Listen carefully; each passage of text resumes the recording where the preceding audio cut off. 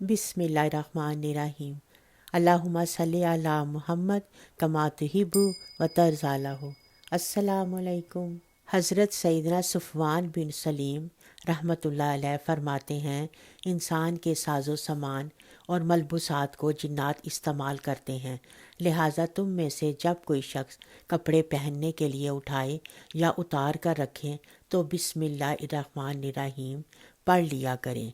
इसके लिए अल्लाह ताला का नाम मोहर है, यानी बिस्मिल्लाहिर्रहमानिर्रहीम पढ़ने से जिन्नात इन कपड़ों को इस्तेमाल नहीं करेंगे। इसी तरह हर चीज़ रखते उठाते वक्त बिस्मिल्लाहिर्रहमानिर्रहीम पढ़ने की आदत बनानी चाहिए।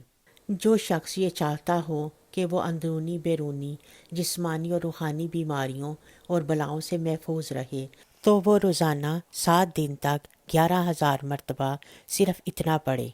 अव्वल आखिर दुरूद शरीफ 11-11 मरतबा पढ़े, और अगर इतनी तादाद में ना पढ़ सके तो हर रोज़ सुबह शाम एक एक तस्बीह पढ़ लिया करे। इंशाअल्लाह अल्लाह करीम उसे हर बला और बीमारी से महफूज रखेंगे, और जो मुस्तकिल इसका वजीफ़ा रखेगा तो मरते वक्त अल्लाह पाक उसे कलमा पढ़ना नसीब फरमाएंगे। रात को खाने पीने के बर्तन बिस्मिल्लाहिर्रहमानिर्रहीम शरीफ पढ़कर ढक दें। अगर ढकने के लिए कोई चीज़ ना हो तो बिस्मिल्लाहिर्रहमानिर्रहीम कहकर बर्तन के मुंह पर तिनका वगैरह रख दें।